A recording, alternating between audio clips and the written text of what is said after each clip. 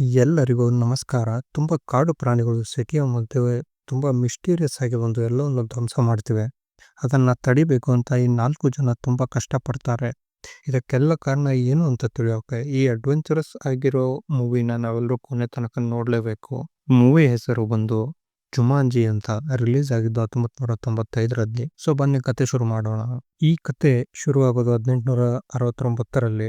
ಇಲ್ಲಿ ಇಬ್ಬರು ಹುಡುಗರು ತುಂಬಾ ಭಯದಿಂದ ಒಂದು ಪೆಟ್ಟಿಗೆಯನ್ನು ಹೂತು ಹಾಕೋಕೆ ಬಂದಿರ್ತಾರೆ. ಆ ಪೆಟ್ಟಿಗೆಯನ್ನು ಹೂತು ಹಾಕ್ಬೇಕಾದ್ರೆ ಇವರಿಗೆ ಒಂದು ಡ್ರಮ್ ಶಬ್ದ ಕೇಳಿಸುತ್ತೆ. ಇದರಿಂದ ಬೇಗನೆ ಆ ಬಾಕ್ಸ್ನ ಹೂತು ಹಾಕಿ ಓಡಿ ಹೋಗ್ತಾರೆ.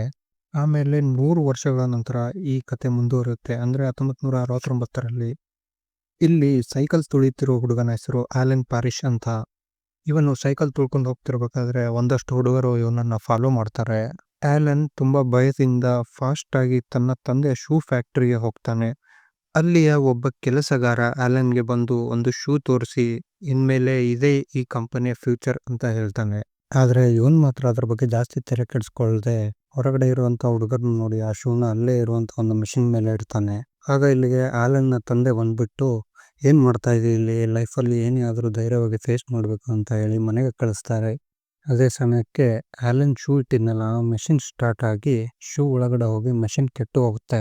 ಇದಕ್ಕೆಲ್ಲ ಕಾರಣ ಕೆಲಸಗಾರ ಅಂತ ಅವನನ್ನ ಕೆಲಸದಿಂದ ತೆಗೆದುಬಿಡ್ತಾರೆ. ನಂತರ ಆಲನ್ ಹೊರಗಡೆ ಬಂದಾಗ ಇವನನ್ನ ಫಾಲೋ ಮಾಡಿದಂತ ಹುಡುಗರು ಇವನನ್ನ ಚೆನ್ನಾಗಿ ಹೊಡೆದು ಹೋಗ್ತಾರೆ. ಆಮೇಲೆ ಪೆಟ್ಟು ತಿಂದ ಆಲನ್ ಮನೆಗೆ ಹೋಗೋಣ ಅಂತ ಇದ್ದಾಗ ಇವನಿಗೆ ಒಂದು ಡ್ರಮ್ ಸೌಂಡ್ ಕೇಳಿಸುತ್ತೆ. ಕ್ಯೂರಿಯಸ್ ಆಗಿರೋ ಆಲನ್ ಆ ಶಬ್ದವನ್ನು ನೋಡಿಕೊಂಡು ಒಂದು ಕನ್ಸ್ಟ್ರಕ್ಷನ್ ಸೈಟ್ಗೆ ಬರ್ತಾನೆ. ಅಲ್ಲಿ ಭೂಮಿಯ ಒಳಗೆ ಅವನಿಗೆ ಒಂದು ಬಾಕ್ಸ್ ಸಿಗುತ್ತೆ. ಈ ಬಾಕ್ಸ್ ಯಾವ್ದಪ್ಪ ಅಂದ್ರೆ 100 ವರ್ಷಕ್ಕೂ ಮುಂಚೆ ಇಬ್ಬರು ಹುಡುಗರು ಹೂತು ಹಾಕಿರುವಂತ ಬಾಕ್ಸ್ ಇದು. ಈ ಬಾಕ್ಸ್ ಅನ್ನು ಓಪನ್ ಮಾಡಿದಾಗ ಆಲನ್ಗೆ ಒಂದು ಜುಮಾಂಜಿ ಅನ್ನೋ ಗೇಮ್ ಬೋರ್ಡ್ ಸಿಗುತ್ತೆ. ಇದನ್ನ ತಗೊಂಡು ಅವನು ಮನೆಗೆ ಹೋಗ್ತಾನೆ. ಮನೆಗೆ ಬಂದ್ಮೇಲೆ ಅವನು ಆ ಗೇಮ್ ಅನ್ನ ಓಪನ್ ಮಾಡಿ ಚೆಕ್ ಮಾಡ್ತಿರ್ಬೇಕಾದ್ರೆ ಅವನ ತಾಯಿ ಅವನನ್ನ ಕರೀತಾಳೆ. ಆಗ ಆಲನ್ನ ತಂದೆ ಅವನಿಗೆ ನಿನ್ನನ್ನ ಪ್ಯಾರಿಶ್ ಹಾಸ್ಟೆಲ್ಗೆ ಸೇರಿಸ್ತಾ ಇದೀವಿ ಅಂತ ಹೇಳ್ತಾರೆ. ಇದರಿಂದ ಕೋಪಗೊಂಡ ಆಲನ್ ಮನೆಯಿಂದ ಓಡಿ ಹೋಗೋಕೆ ಟ್ರೈ ಮಾಡ್ತಾನೆ. ಇನ್ನೇನು ಹೋಗ್ತಿರ್ಬೇಕಾದ್ರೆ ಅದೇ ಸಮಯಕ್ಕೆ ಸಾರಾ ಅನ್ನೋ ಹುಡುಗಿ ಅಲ್ಲಿಗೆ ಬರ್ತಾಳೆ. ಆಗ ಮತ್ತೆ ಆ ಗೇಮ್ ಬೋರ್ಡ್ ಇಂದ ಒಂದು ಡ್ರಮ್ ಸೌಂಡ್ ಶುರು ಆಗುತ್ತೆ. ಈ ಸಲ ಆ ಸೌಂಡ್ ಸಾರಾಗೂ ಕೂಡ ಕೇಳಿಸುತ್ತೆ. ಆಗ ಆಲನ್ ಮತ್ತೆ ಸಾರಾ ಇಬ್ರು ಸೇರ್ಕೊಂಡು ಆ ಗೇಮ್ ಬೋರ್ಡ್ ನ ಓಪನ್ ಮಾಡ್ತಾರೆ. ಆದ್ರೆ ಸಾರಾಗೆ ಈ ಗೇಮ್ ಆಡೋಕೆ ಇಂಟ್ರೆಸ್ಟ್ ಇರಲ್ಲ. ಹಾಗಾಗಿ ಅವಳನ್ನ ಡೈಸ್ ನ ಏನ್ ಮಾಡ್ತಾಳೆ, ಗೇಮ್ ಬೋರ್ಡ್ ಮೇಲೆ ಬಿಸಾಕ್ತಾಳೆ. ಆ ಡೈಸ್ ಇಂದ 6 ನಂಬರ್ ಬಿದ್ದಾಗ ಆ ಗೇಮ್ ಬೋರ್ಡ್ ಅಲ್ಲಿರೋ ಕಾಯಿನ್ ತನ್ನಷ್ಟಕ್ಕೆ ತಾನೇ ಮೂವ್ ಆಗೋಕೆ ಶುರು ಆಗುತ್ತೆ. ಏನಿದು ವಿಚಿತ್ರ ಅಂತ ನೋಡಿದಾಗ ಆ ಗೇಮ್ ಬೋರ್ಡ್ ಸೆಂಟರ್ ಅಲ್ಲಿರೋ ಒಂದು ಸ್ಕ್ರೀನ್ ಮೇಲೆ ಒಂದು ಮೆಸೇಜ್ ಬರುತ್ತೆ. ಕತ್ತಲಲ್ಲಿ ಹಾರುವಂತ ಪಕ್ಷಿಗಳು ಬರ್ತವೆ, ನೀವು ಓಡೋದಕ್ಕೆ ಶುರುವಾಗಿ ಅಂತ ಮೆಸೇಜ್ ಬರುತ್ತೆ. ಇಬ್ರು ಸೇರಿ ಗೇಮ್ ಆಡೋದು ಬೇಡ ಅಂತ ಡಿಸೈಡ್ ಮಾಡ್ತಾರೆ. ಆದ್ರೆ ಸಡನ್ ಆಗಿ ಬರೋ ಶಬ್ದದಿಂದ ಆಲನ್ ಕೈಯಲ್ಲಿರೋ ಡೈಸ್ ನ ಬಿಸಾಕ್ಬಿಡ್ತಾನೆ. ಆಗ ಆಲನ್ ನ ಕಾಯಿನ್ ಮತ್ತೆ ಆಟೋಮೆಟಿಕ್ ಆಗಿ ಮೂವ್ ಆಗೋಕೆ ಶುರು ಆಗುತ್ತೆ.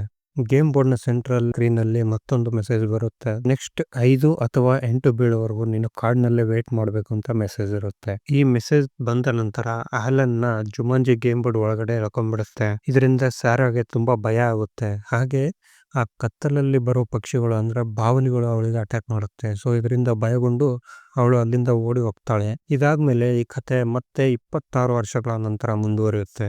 ಇಲ್ಲಿಗೆ ನೋರಾ ಅನ್ನೋ ಒಬ್ಬ ಮಹಿಳೆ ತನ್ನ ತಮ್ಮನ ಮಕ್ಕಳನ್ನ ಕರ್ಕೊಂಡು ಇಲ್ಲಿಗೆ ವಾಸಿಸೋಕೆ ಬಂದಿರ್ತಾಳೆ. ಈ ಇಬ್ಬರ ಮಕ್ಕಳ ತಂದೆ ತಾಯಿ ಒಂದು ಆಕ್ಸಿಡೆಂಟ್ ನಲ್ಲಿ ಸತ್ತು ಹೋಗಿರ್ತಾರೆ. ಅಂದಂಗೆ ಇವರು ನೋಡೋಕೆ ಬಂದಿರೋ ಮನೆ ಬೇರೆ ಯಾವ್ದು ಅಲ್ಲ, ಆಲನ್ ಪ್ಯಾರಿಶ್ ವಾಸಿಸುತ್ತಿರುವಂತ ಮನೆ. ಇದಾದ್ಮೇಲೆ ಇವರು ಈ ಮನೆಯಲ್ಲಿ ವಾಸ ಮಾಡೋಕೆ ಶುರು ಮಾಡ್ತಾರೆ. ಒಂದಿನ ಪೀಟರ್ ಸ್ಟೋರ್ ರೂಮ್ಗೆ ಹೋದಾಗ ಅಲ್ಲಿರೋ ಒಂದು ಬಾವಲಿನ ನೋಡಿ ತುಂಬಾ ಹೆದರ್ಕೊಂಡ್ಬಿಡ್ತಾನೆ. ಆಮೇಲೆ ನೋರಾ ಅಲ್ಲಿಗೆ ಚೆಕ್ ಮಾಡೋಕೆ ಅಂತ ಬರ್ತಾಳೆ. ಅಲ್ಲಿ ಬಾವಲಿ ಇರೋದನ್ನ ನೋಡಿ ಒಬ್ಬ ವ್ಯಕ್ತಿಯನ್ನ ಕರೆಸ್ತಾಳೆ. ಈ ವ್ಯಕ್ತಿ ಬಾವಲಿಯನ್ನು ಹುಡುಕ್ತಾ ಆ ಮಕ್ಕಳಿಗೆ ಒಂದು ಕಥೆಯನ್ನು ಹೇಳ್ತಾ ಹೋಗ್ತಾನೆ. 26 ವರ್ಷಗಳಿಂದ ಈ ಮನೆಯಲ್ಲಿ ಒಂದು ಫ್ಯಾಮಿಲಿ ಇತ್ತು. ಆದ್ರೆ ಇದ್ದಕ್ಕಿದ್ದಂತೆ ಈ ಮನೆಯಲ್ಲಿದ್ದ ತಂದೆ ತನ್ನ ಮಗನಾದ ಆಲನ್ ಅನ್ನ ಸಾಯಿಸಿ ಅವನ ಬಾಡಿಯನ್ನ ಇಲ್ಲೇ ಎಲ್ಲ ಹೂತು ಹಾಕಿದ್ದಾರೆ ಅಂತ ಇದೆ ಅಂತ ಹೇಳ್ದ. ಇದೆಲ್ಲ ಆದ್ಮೇಲೆ ನೋರಾ ಈ ಮನೆಯನ್ನೆಲ್ಲ ಕ್ಲೀನ್ ಮಾಡಿ ಸ್ವಚ್ಛಗೊಳಿಸಿ ಎಲ್ಲ ಸೆಟಪ್ ಮಾಡ್ತಾಳೆ. ನಂತರ ಇವರು ಊಟ ಮಾಡ್ಬೇಕಾದ್ರೆ ಜೂಡಿ ಆ ವ್ಯಕ್ತಿ ಹೇಳಿದ್ನಲ್ಲ ಕತೆ, ಅಂದ್ರೆ ಒಬ್ಬ ತಂದೆ ಆಲನ್ನ ಸಾಯಿಸಿ ಹೂತ್ ಹಾಕಿರೋದು, ಆ ಸ್ಟೋರಿನ ನೋರಾಗೆ ಹೇಳ್ತಾಳೆ. ಆದ್ರೆ ನೋರಾ ಅದನ್ನೆಲ್ಲ ನಂಬೋದೇ ಇಲ್ಲ. ನೈಟ್ ಮಲಗಬೇಕಾದ್ರೆ ಪೀಟರ್ ಅವರ ತಂದೆ ತಾಯಿ ಫೋಟೋ ಇಟ್ಕೊಂಡು ಅವ್ರನ್ನ ನೆನೆಸ್ಕೊಂಡು ಸ್ಯಾಡ್ ಆಗಿರ್ತಾನೆ. ಆಗ ಜೂಡಿ ಅಲ್ಲಿಗೆ ಬಂದು ಅವನಿಗೆ ಸಮಾಧಾನ ಮಾಡಿ ಅವನ ಜೊತೆನೆ ಮಲ್ಕೋತಾಳೆ. ನೆಕ್ಸ್ಟ್ ಡೇ ನೋರಾ ಎಲ್ಲ ತಯಾರಿಯನ್ನು ಮಾಡ್ಕೊಂಡು ಕೆಲ್ಸಕ್ಕೆ ಅಂತ ಹೋಗ್ತಾಳೆ. ಇತ್ತ ಇವರಿಬ್ರು ಕೂಡ ಸ್ಕೂಲ್ಗೆ ಹೋಗೋಕೆ ಅಂತ ರೆಡಿಯಾಗಿರ್ತಾರೆ. ಇನ್ನೇನು ಸ್ಕೂಲ್ಗೆ ಹೋಗ್ಬೇಕು ಅನ್ನೋಷ್ಟರಲ್ಲಿ ಇವರಿಬ್ಬರಿಗೂ ಆ ಗೇಮ್ ಬೋರ್ಡ್ ಇಂದ ಬರುವಂತ ಒಂದು ಡ್ರಮ್ ಸೌಂಡ್ ಕೇಳಿಸುತ್ತೆ. ಆ ಸೌಂಡ್ ಅನ್ನ ಫಾಲೋ ಮಾಡ್ಕೊಂಡು ಇವರು ಹುಡುಕ್ತಾ ಸ್ಟೋರ್ ರೂಮ್ಗೆ ಬರ್ತಾರೆ. ಅಲ್ಲಿ ಇವ್ರಿಗೆ ಜುಮಾಂಜಿ ಗೇಮ್ ಬೋರ್ಡ್ ಸಿಗುತ್ತೆ. ಅದನ್ನ ಇವರು ಓಪನ್ ಮಾಡ್ತಿದ್ದಂಗೆ ಗೇಮ್ ನ ಕ್ಯಾರೆಕ್ಟರ್ಸ್ ಅದಾಗದೆ ಹೋಗಿ ಸೆಟ್ ಆಗೋದನ್ನ ನೋಡಿ ಇವರು ತುಂಬಾ ಆಶ್ಚರ್ಯಗೊಳ್ತಾರೆ. ಆಮೇಲೆ ಜೂಡಿ ಆ 2 ಡೈಸ್ ಗಳನ್ನ ಹಾಕ್ತಾಳೆ. ಅದರಲ್ಲಿ ನಂಬರ್ 6 ಬರುತ್ತೆ. ನಂತರ ಆ ಕಾಯಿನ್ ಆಟೋಮೆಟಿಕ್ ಆಗಿ ಮೂವ್ ಆಗೋಕೆ ಶುರು ಆಗುತ್ತೆ. ಆಮೇಲೆ ಆ ಗೇಮ್ ಬೋರ್ಡ್ ಇಲ್ಲರ ಸ್ಕ್ರೀನ್ ಮೇಲೆ ಒಂದು ಮತ್ತೆ ಮೆಸೇಜ್ ಶೋ ಆಗುತ್ತೆ.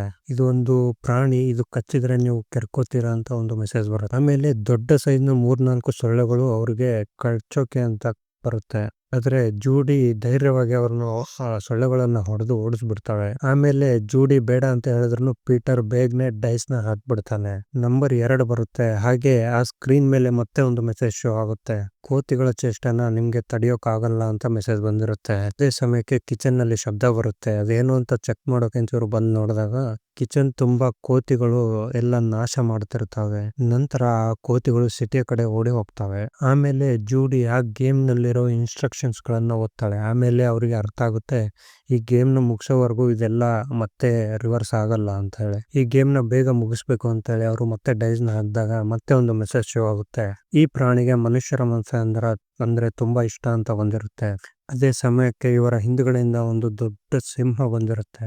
ಆ ಸಿಂಹ ಇನ್ನೇನು ಆ ಹುಡುಗರನ್ನ ತಿನ್ಬೇಕು ಅನ್ನೋಷ್ಟರಲ್ಲಿ ಆ ಗೇಮ್ ಇಂದ ಬಂದಿರೋ ಒಬ್ಬ ಕಾಡು ಮನುಷ್ಯ ಅವ್ರಿಗೆ ಸಹಾಯ ಮಾಡ್ತಾನೆ. ಆ ಸಿಂಹವನ್ನ ಯಾಮರಿಸಿ ಒಂದು ರೂಮ್ ನಲ್ಲಿ ಲಾಕ್ ಮಾಡ್ತಾನೆ. ಆಮೇಲೆ ಈ ಮನುಷ್ಯ ಈ ಮನೆಯನ್ನ ನೋಡಿ ತುಂಬಾ ಖುಷಿ ಪಡ್ತಾನೆ. ಯಾಕಂದ್ರೆ ಈ ಕಾಡು ಮನುಷ್ಯ ಬೇರೆ ಯಾರು ಅಲ್ಲ, 26 ವರ್ಷಗಳ ಮುಂಚೆ ಈ ಗೇಮ್ ನ ಒಳಗಡೆ ಸೇರ್ಕೊಂಡಿರುವಂತ ಆಲನ್ ಪ್ಯಾರಿಸ್ ಆಗಿರ್ತಾನೆ. 26 ವರ್ಷಗಳ ನಂತರ ಗೇಮ್ ಇಂದ ಹೊರಗಡೆ ಬಂದಿರೋ ಅವನಿಗೆ ತುಂಬಾನೇ ಖುಷಿ ಆಗುತ್ತೆ. ತುಂಬಾ ಖುಷಿಯಲ್ಲಿರೋ ಆಲನ್ ತನ್ನ ತಂದೆ ತಾಯಿನ ಹುಡುಕ್ತಾ ಹೊರಗಡೆ ಬರ್ತಾನೆ. ರೋಡ್ ನಲ್ಲಿ ಹೋಗ್ತಿರುವಂತ ಒಬ್ಬ ಪೊಲೀಸ್ ಇವನ ಹತ್ರ ಬರ್ತಾನೆ. ಹಂಗೆ ಈ ಪೊಲೀಸ್ ಬೇರೆ ಯಾರು ಅಲ್ಲ, ಆಲನ್ ತಂದೆ ಶೂ ಫ್ಯಾಕ್ಟರಿಯಲ್ಲಿ ಕೆಲಸ ಮಾಡ್ತಿದ್ನಲ್ಲ ಕಾರ್ಲ್ ಅಂತ ಇವನಾಗಿರ್ತಾನೆ. ಆದ್ರೆ ಕಾರ್ಲ್ಗೆ ಆಲನ್ ಯಾರು ಅಂತ ಗೊತ್ತೇ ಆಗೋದಿಲ್ಲ. ಯಾಕಂದ್ರೆ 26 ವರ್ಷಗಳಾದ್ಮೇಲೆ ಅವನು ತುಂಬಾ ದೊಡ್ಡವನಾಗಿರ್ತಾನೆ. ಆಮೇಲೆ ಆ ಮಕ್ಕಳಿಂದ ಗೊತ್ತಾಗುತ್ತೆ ಇದು 1995ನೇ ಇಸ್ವಿ ಅಂತ. ಅದೇ ಸಮಯಕ್ಕೆ ಗೇಮ್ ಇಂದ ಹೊರಬಂದಂತ ಕೋತಿಗಳು ಆ ಪೊಲೀಸ್ ಕಾರನ್ನ ತಗೊಂಡು ಓಡ್ ಹೋಗ್ತವೆ. ನಂತರ ಆಲನ್ ಪ್ಯಾರಿಸ್ ಆ ಊರಿನ ಒಳಗಡೆ ಓಡ್ ಬಂದಾಗ ಎಲ್ಲಾನು ವಿಚಿತ್ರವಾಗಿ ಚೇಂಜ್ ಆಗಿರುತ್ತೆ. ಅಲ್ಲಿಂದ ಇವನು ಇವ್ರದೇ ಆದ ಕಂಪನಿ ಪ್ಯಾರಿಸ್ ಶೂ ಕಂಪನಿಗೆ ಬಂದು ಆ ಫ್ಯಾಕ್ಟರಿ ಹತ್ರ ಬಂದು ನೋಡ್ತಾನೆ. ಆದ್ರೆ ಈ ಕಂಪನಿ ಮಾತ್ರ ಸಂಪೂರ್ಣವಾಗಿ ಮುಚ್ಚಿ ಹೋಗಿರುತ್ತೆ. ಇದನ್ನ ನೋಡಿದ ಇವನಿಗೆ ತುಂಬಾನೇ ಬೇಜಾರಾಗುತ್ತೆ. ಇದೆಲ್ಲ ಹೇಗಾಯ್ತು, ಏನಕ್ಕೆ ಆಯ್ತು ಅಂತ ಗೊತ್ತೇ ಇರೋದಿಲ್ಲ. ಆಮೇಲೆ ಈ ಫ್ಯಾಕ್ಟರಿಯಲ್ಲಿ ಒಬ್ಬ ವಾಸ ಆಗಿರೋಂಥ ಮನುಷ್ಯ ಆಲನ್ಗೆ ಕಾಣಿಸ್ತಾನೆ. ಆ ವ್ಯಕ್ತಿ ಹತ್ರ ಬಂದು ಕೇಳ್ತಾನೆ ಈ ಕಂಪನಿಗೆ ಮತ್ತು ಕಂಪನಿ ಓನರ್ಗೆ ಏನಾಯ್ತು ಅಂತ. ಆಗ ಆ ವ್ಯಕ್ತಿ ಹೇಳ್ತಾನೆ, ತುಂಬಾ ವರ್ಷಗಳ ಹಿಂದೆ ಈ ಓನರ್ನ ಮಗ ಆಲನ್ ಅನ್ನೋ ಹುಡುಗ ಕಣ್ಮರೆಯಾದ. ಅವನನ್ನ ಹುಡುಕೋಕೆ ಅಂತ ಅವರ ತಂದೆ ಈ ಕಂಪನಿ ಮತ್ತು ಅವರ ಎಲ್ಲಾ ಆಸ್ತಿಯನ್ನ ಮಾರಿ ಎಲ್ಲ ಖರ್ಚು ಮಾಡ್ಕೊಂಡ್ಬಿಟ್ರು. ಆದ್ರೆ ಎಷ್ಟೇ ಪ್ರಯತ್ನ ಪಟ್ಟರು ಕೂಡ ಅವ್ರ ಮಗ ಸಿಗ್ಲೇ ಇಲ್ಲ. ಆಗ ಆ ವ್ಯಕ್ತಿಯಿಂದಾನೇ ಗೊತ್ತಾಗುತ್ತೆ ಆಲನ್ನ ತಂದೆ ಮತ್ತೆ ತಾಯಿ ಇಬ್ರು ತೀರೋಗಿರ್ತಾರೆ ಅಂತ. ಆಗ ಆಲನ್ ತನ್ನ ತಂದೆ ತಾಯಿ ಸಮಾಧಿ ಹತ್ರ ಬಂದು ಕೂತಾಗ ಜೂಡಿ ಮತ್ತೆ ಪೀಟರ್ ಅವನ ಹತ್ರ ಬರ್ತಾರೆ. ನಂತರ ಇವರು ಮತ್ತೆ ಮನೆ ಹತ್ರ ಹೋಗ್ತಿರ್ಬೇಕಾದ್ರೆ ಆ ಗೇಮ್ ಇಂದ ಬಂದಿರೋ ಪ್ರಾಣಿಗಳೆಲ್ಲ ಸಿಟಿಯಲ್ಲಿ ಓಡಾಡ್ತಿರೋದನ್ನ ನೋಟಿಸ್ ಮಾಡ್ತಾರೆ. ಆಗ ಅಲ್ಲೇ ಇದ್ದಂತ ಒಂದು ಕಾರ್ ನಲ್ಲಿ ಇವರು ಮನೆಗೆ ಹೋಗಕ್ಕೆ ರೆಡಿ ಆಗ್ತಾರೆ. ಆದ್ರೆ ಆಲನ್ಗೆ ಡ್ರೈವಿಂಗ್ ಬರೋದಿಲ್ಲ. ಆದ್ರೂ ಕೂಡ ಹಂಗೋ ಹಿಂಗೋ ಮಾಡಿ ಅದನ್ನ ಡ್ರೈವಿಂಗ್ ಮಾಡ್ಕೊಂಡು ಮನೆಗೆ ವಾಪಸ್ ಬರ್ತಾರೆ. ಆಮೇಲೆ ಆ ಹುಡುಗರು ಇವನಿಗೆ ಜುಮಾಂಜಿ ಗೇಮ್ ಬೋರ್ಡ್ ನ ತೋರಿಸಿದಾಗ ಅವನು ತುಂಬಾನೇ ಹೆದರ್ಕೋತಾನೆ.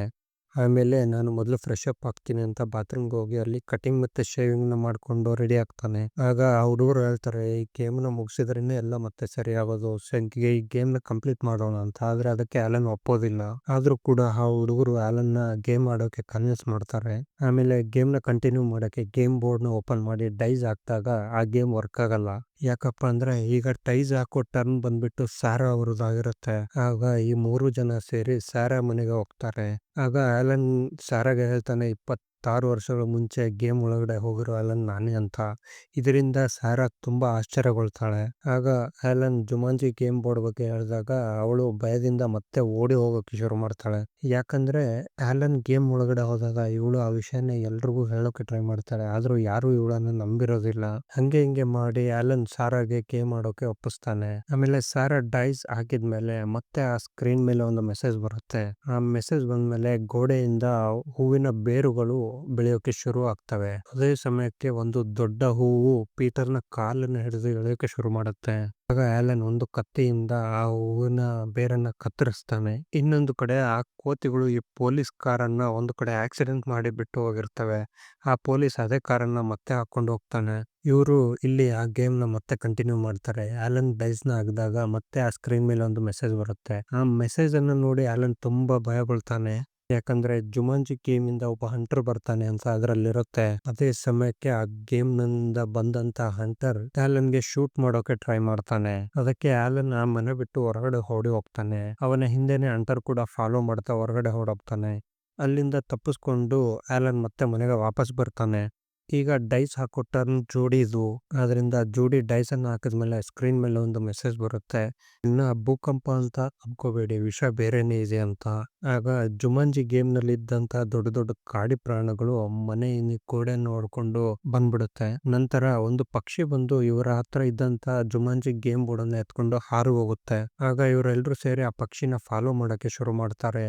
ಆಗ ಜುಮಾಂಜಿ ಗೇಮ್ ನಿಂದ ಬಂದಂತ ಈ ಹಂಟರ್ ಒಂದು ಗನ್ ಶಾಪ್ ಗೆ ಬಂದು ಬುಲೆಟ್ ನ ಬೈ ಮಾಡಕ್ಕೆ ಅಂತ ಬಂದಿರ್ತಾನೆ. ಆದ್ರೆ ಅವನಿಗೆ ಆ ಗನ್ಗೆ ಬುಲೆಟ್ ಸಿಗೋದಿಲ್ಲ. ಹಾಗಾಗಿ ಅವನ ಹತ್ರ ಇರೋ ಗೋಲ್ಡ್ ಕಾಯಿನ್ ಕೊಟ್ಟು ಹೊಸ ಗನ್ನನ್ನ ಬೈ ಮಾಡ್ತಾನೆ. ಈ ಕಡೆ ಆಲನ್ ಆ ಪಕ್ಷಿಯನ್ನ ಹಿಂಬಾಲತ್ತಿ ಆ ಗೇಮ್ ಬೋರ್ಡ್ ನ ತಗೊಳಕ್ಕೆ ಟ್ರೈ ಮಾಡ್ತಿರ್ತಾನೆ. ಆದ್ರೆ ಆ ಪಕ್ಷಿ ಆ ಗೇಮ್ ಬೋರ್ಡ್ ಅನ್ನ ನೀರಿನಲ್ಲಿ ಬಿಸಾಕ್ಬಿಡುತ್ತೆ. ಅದನ್ನ ತಗೊಳಕ್ಕೆ ಅಂತ ಆಲನ್ ಮತ್ತೆ ಪೀಟರ್ ತುಂಬಾನೇ ಟ್ರೈ ಮಾಡಿ ಕೊನೆಗೂ ಅದನ್ನ ತಗೊಳ್ತಾರೆ. ಅದೇ ಸಮಯಕ್ಕೆ ಹಂಟರ್ ಕೂಡ ಅವ್ರನ್ನ ಹುಡುಕೊಂಡು ಕಾಡಿನ ಒಳಗಡೆ ಬಂದ್ಬಿಡ್ತಾನೆ. ಆಗ ಈ 4 ಜನ ಮನೆ ಕಡೆ ಹೋಗ್ತಿರ್ಬೇಕಾದ್ರೆ ಮತ್ತೆ ಆ ಪೊಲೀಸ್ ಇವ್ರಿಗೆ ಸಿಕ್ಬಿಡ್ತಾನೆ. ಇದೆಲ್ಲ ಆಗ್ತಿರೋದು ಆಲನ್ ನಿಂದಾನೆ ಅಂತ ಆಲನ್ ನ ಅರೆಸ್ಟ್ ಮಾಡ್ಬಿಡ್ತಾನೆ. ಆಗ ಹಂಟರ್ ನೋಡಿದ ಆಲನ್ ಆ ಪೊಲೀಸ್ ಜೊತೆ ಸುಮ್ನೆ ಕಾರಲ್ಲಿ ಕೂತು ಹೋಗ್ಬಿಡ್ತಾನೆ. ಆಗ ಪೀಟರ್ ಬೇಗನೆ ಗೇಮ್ ನ ಮುಗಿಸ್ಬೇಕು ಅಂತ ಹೇಳಿ ಡೈಸ್ ನ ಹಾಕಿ ಮೋಸ ಮಾಡೋಕೆ ಟ್ರೈ ಮಾಡ್ತಾನೆ. ಆಗ ಜುಮಾಂಜಿ ಗೇಮ್ ಬೋರ್ಡ್ ನಲ್ಲಿ ಒಂದು ಮೆಸೇಜ್ ಬರುತ್ತೆ. ರೂಲ್ಸ್ ಬ್ರೇಕ್ ಮಾಡಿರೋದ್ರಿಂದ ಆ ಗೇಮ್ ಕಡೆಯಿಂದ ಪೀಟರ್ಗೆ ಒಂದು ಪನಿಷ್ಮೆಂಟ್ ಬರುತ್ತೆ. ಅವನ ಕೈ ಮೇಲೆಲ್ಲ ಕೂದಲು ಬೆಳೆದು ಅವನು ಒಂದು ಕೋತಿ ತರ ಬದಲಾಗ್ತಿರ್ತಾನೆ. ಈ ಕಡೆ ಗೇಮ್ ಬೋರ್ಡ್ ನಿಂದ ಬಂದಿರುವಂತ ಈ ಕೋತಿಗಳು ಮತ್ತೆ ಕಾಡು ಪ್ರಾಣಿಗಳು ಊರನ್ನೆಲ್ಲ ಧ್ವಂಸ ಮಾಡ್ತಾ ಇರ್ತವೆ. ಆಗ ಈ ಕಡೆ ಕಾರ್ನಲ್ಲಿ ಹೋಗ್ತಿರುವಂತ ಆಲನ್ ಪೊಲೀಸ್ಗೆ ಕೇಳ್ತಾನೆ, ನೀನು ಪ್ಯಾರಿಸ್ ಶೂ ಕಂಪನಿಯಲ್ಲಿ ಕೆಲಸ ಮಾಡ್ತಿದ್ವಲ್ಲ, ಏನಾಯ್ತು ಅಂತ ಹೇಳಿ. ಈ ಕಡೆ ಇವ್ರು ಮೂವರು ಮನೆಗೆ ಅಂತ ವಾಪಸ್ ಹೋಗ್ತಿರ್ಬೇಕಾದ್ರೆ ಗೇಮ್ ನಿಂದ ಬಂದಂತ ಹಂಟರ್ ಆ ಜುಮಾಂಜಿ ಗೇಮ್ ಬೋರ್ಡ್ ಅನ್ನು ಕಸ್ಕೊಂಡು ಓಡೋಗ್ತಾನೆ. ಆದ್ರೆ ಪೀಟರ್ ಮತ್ತೆ ಆ ಗೇಮ್ ಬೋರ್ಡ್ ಅನ್ನು ಕಸ್ಕೊಂಡು ಅಲ್ಲಿಂದ ಓಡಿ ಹೋಗ್ತಾನೆ. ಆದ್ರೆ ಹಂಟರ್ ಆ ಪೀಟರ್ ನ ಹಿಡ್ಕೊಂಡು ಮತ್ತೆ ಆ ಗೇಮ್ ಬೋರ್ಡ್ ನ ಕಸ್ಕೊಂಡು ಅಲ್ಲೇ ಇದ್ದಂತ ಒಂದು ಸೂಪರ್ ಮಾರ್ಕೆಟ್ ಒಳಗಡೆ ಹೋಗ್ತಾನೆ. ಅವನನ್ನ ಫಾಲೋ ಮಾಡ್ಕೊಂಡು ಈ ಮೂವರು ಕೂಡ ಆ ಸೂಪರ್ ಮಾರ್ಕೆಟ್ ಒಳಗಡೆ ಬರ್ತಾರೆ. ಆದ್ರೆ ಸೂಪರ್ ಮಾರ್ಕೆಟ್ ನಲ್ಲಿ ಹಂಟರ್ ಇವ್ ಮೂವರ್ನು ಹಿಡ್ಕೊಳ್ಳೋಕೆ ಟ್ರೈ ಮಾಡ್ತಾನೆ. ಆದ್ರೆ ಆ ಮೂವರು ಸೇರಿ ಅವನ ಜೊತೆ ಫೈಟ್ ಮಾಡೋಕೆ ಶುರು ಮಾಡ್ತಾರೆ. ಈ ಕಡೆ ಆ ಪೊಲೀಸ್ಗೆ ಇವನು ನಾನೇ ಅಲನ್ ಅಂತ ಹೇಳಿರ್ತಾನೆ. ಆದ್ರೆ ಆ ಪೊಲೀಸ್ಗೆ ನಂಬಕ್ಕೆ ಆಗೋದಿಲ್ಲ. ಆದ್ರೂನು ನಂಬಿ ಬಿಡ್ತಾನೆ. ಆಗ ಆ ಪೊಲೀಸ್ ಕೂಡ ಆಲನ್ ನ ಬೇಡಿ ತೆಗೆದು ಅವನನ್ನ ರಿಲೀಸ್ ಮಾಡ್ತಾನೆ. ಆಲನ್ ಉಲ್ಟಾ ಅವನಿಗೆ ಆ ಬೇಡಿಯನ್ನ ಮತ್ತೆ ಕಾರ್ನ ವಿಂಡೋಗೆ ಹಾಕಿ ಬಿಡ್ತಾನೆ. ಆಗ ವಾಕಿ ಟಾಕಿಯಿಂದ ಗೊತ್ತಾಗುತ್ತೆ ಆ ಸೂಪರ್ ಮಾರ್ಕೆಟ್ ನಲ್ಲಿ ಒಬ್ಬ ಮೂವರು ವ್ಯಕ್ತಿಗಳ ಮೇಲೆ ಹಲ್ಲೆ ಮಾಡ್ತಿದ್ದಾನೆ ಅಂತ.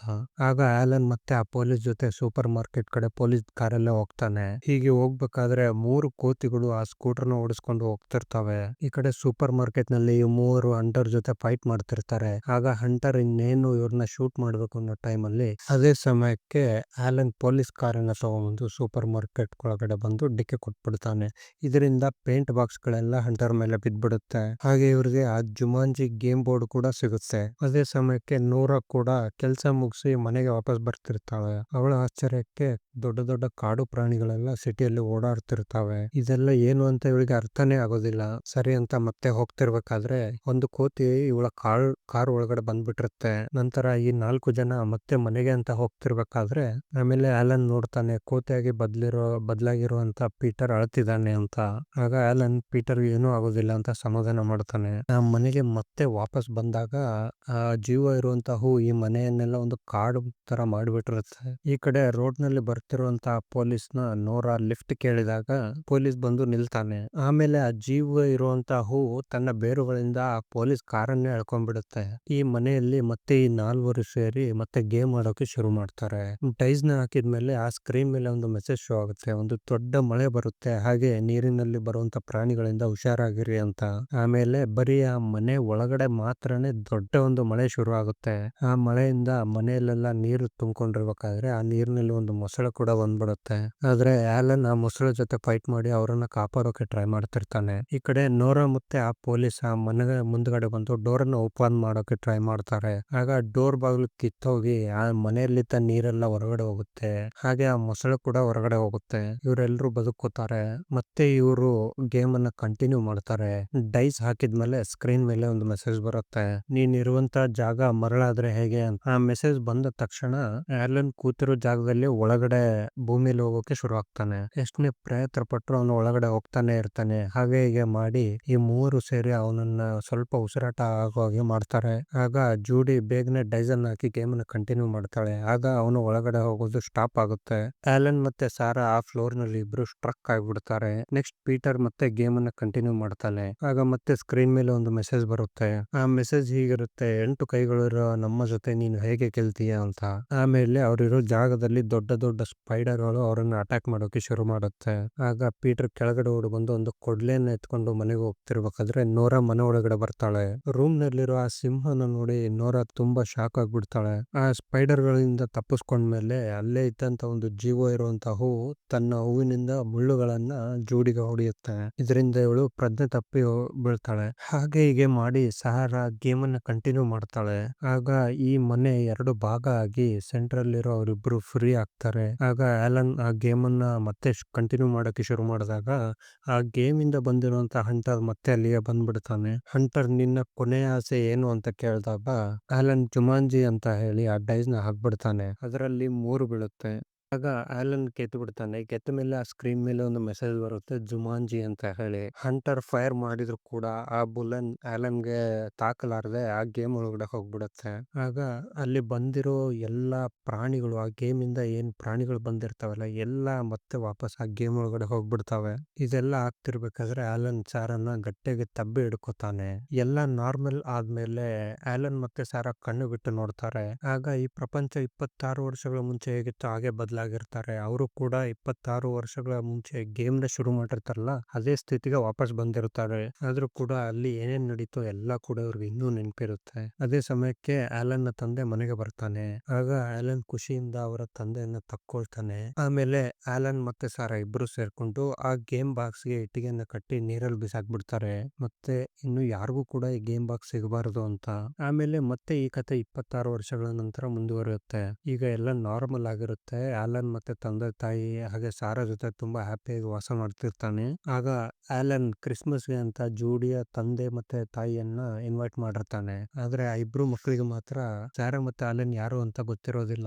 ಇದಕ್ಕೂ ಮುಂಚೆ ಸ್ಟೋರಿಯಲ್ಲಿ ಜೂಡಿ ಮತ್ತೆ ಪೀಟರ್ ತಂದೆ ತಾಯಿ ಒಂದು ಆಕ್ಸಿಡೆಂಟ್ ನಲ್ಲಿ ಸತ್ತೋಗಿರ್ತಾರೆ. ಇದು ಆಲನ್ಗೆ ಗೊತ್ತಿರೋದ್ರಿಂದ ಅವನು ಹಾಗೆ ಹೀಗೆ ಮಾಡಿ ಅದನ್ನ ತಪ್ಸಿರ್ತಾನೆ. ಆಮೇಲೆ ಇವರೆಲ್ಲರೂ ಸೇರಿ ಕ್ರಿಸ್ಮಸ್ ನ ಹ್ಯಾಪಿಯಾಗಿ ಸೆಲೆಬ್ರೇಟ್ ಮಾಡ್ತಾರೆ. ಆಮೇಲೆ ಎಷ್ಟೋ ವರ್ಷಗಳ ನಂತರ ಒಂದು ಸೀನ್ ತೋರಿಸ್ತಾರೆ. ಮತ್ತೆ ಯಾರೋ ಇಬ್ರು ಸ್ಟ್ರೇಂಜರ್ಸ್ ಹುಡುಗರಿಗೆ ಸಿಗುತ್ತೆ. ಇಲ್ಲಿಗೆ ಈ ಮೂವಿ ಎಂಡ್ ಕೂಡ ಆಗುತ್ತೆ. ಇದಾದ ಮೇಲೆ ಇದೇ ಜುಮಾಂಜಿ ಮೂವಿಗೆ ಮತ್ತೆ 2 ಸೀಕ್ವಲ್ ಮೂವಿಗಳು ರಿಲೀಸ್ ಆಗಿದೆ. ಅದನ್ನು ನಾನು ಬೇಗನೆ ನಿಮ್ಮ ಮುಂದೆ ಎಕ್ಸ್ಪ್ಲೇನ್ ಮಾಡ್ತೀನಿ. ಸೊ ಕಾಯ್ತಾ ಇರಿ.